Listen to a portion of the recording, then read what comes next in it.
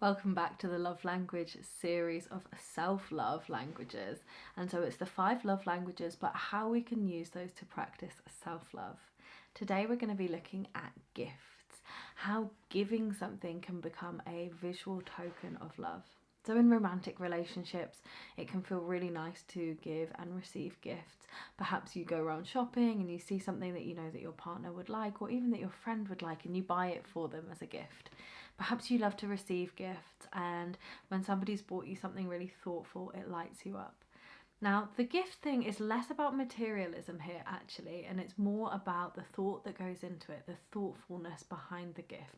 So, how much is that person showing that they know you? How much is that person giving you like a visual token of showing them how they feel about you?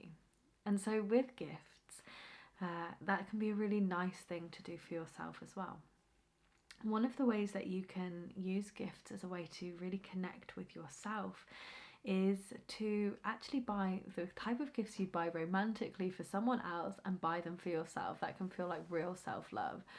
So we're going down a bit of a Miley Cyrus, I can buy myself flowers vibe here. What kind of things would you want a partner to buy for you? Go out and buy those things for yourself. These will be probably different depending on who you are as a person. Some people are, buy me flowers kind of a person. Some people want chocolates. Some people, a bit more like would like some saucy underwear or some toys for their bedroom. Whatever it is that you would want your partner to buy for you, you don't need a partner to do that. You don't need permission from someone to buy those things for yourself. So as an act of self-love, you can buy the flowers that you like the most, that you think are the most beautiful flowers, the chocolates that are most to your taste. Now, those are very cliched things that you would want a romantic partner to buy for you. But I think as it's, something for yourself, something that you would actually buy that would make yourself feel really loved. The second thing that you can do to buy something for yourself is buying an experience. So this can be like almost as though you were going to go on a date with someone, and it's not that you have to go alone, but it's that you are spending your money on something that is going to feel like you are taking yourself out, like you're dating yourself. So set some money aside if you need to, but you could have like a spa evening or take yourself to the cinema. You can bring a friend along, bring a partner along. It's not that you have to do these things solo, it's that you're the one investing in this thing for yourself. And you might even want to take the other person with you, just like as though you're paying for a date. So, and you could be, if you're adventurous, it might be going out for whitewater rafting or bungee jumping or something that you've always wanted to do.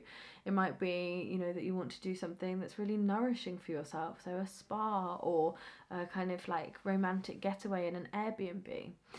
Something that makes you feel really like this is a treat experience. This is like one of the experiences that I would want to share if I was going to be romantic with someone. And it's okay to be romantic just with yourself. That's how you cultivate self-love. And if the thought of going away alone doesn't light you up, then obviously don't do that. But, invite other people along. But it's more that you are thinking about an experience that you would love and planning almost like your perfect date experience for yourself. And that might mean bringing the perfect company along, but that might mean doing it by yourself so that you can completely indulge in that experience. Another way that you can use gifts to tap into your love language is actually investing in yourself, your personal growth and development. So that might mean actually looking around for courses or trainings that really light you up. So it could be something towards your career, it could be career changing, it could be even nothing to do with your career, just a hobby thing that you want to do a course in or some study. It might mean going and working with a therapist or a coach or somebody who can help you along, a personal trainer, for example. So thinking about how do you want to progress in your life and towards your goals, and how can you give yourself the gift of that progression? Is there anything that you can do to purchase something to move you further along?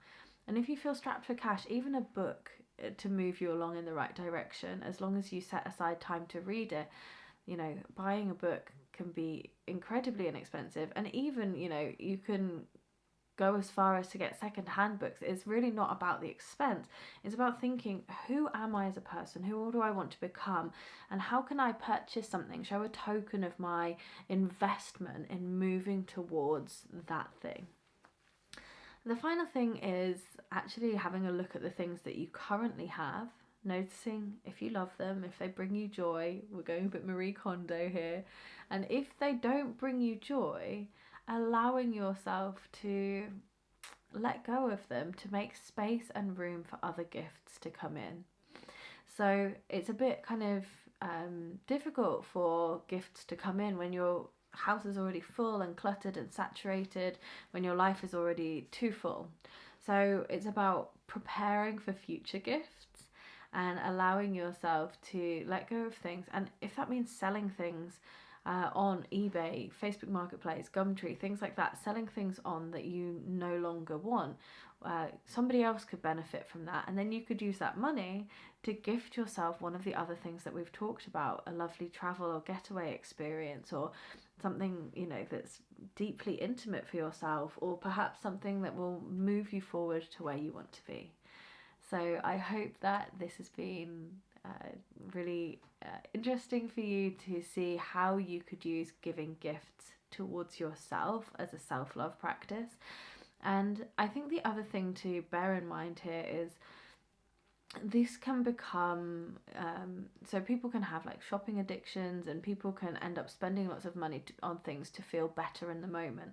And ultimately, when you spend money on things just to feel better, that's not what this practice is about. This practice is about showing love to yourself, honouring yourself and who you are in this moment, by giving yourself something really thoughtful.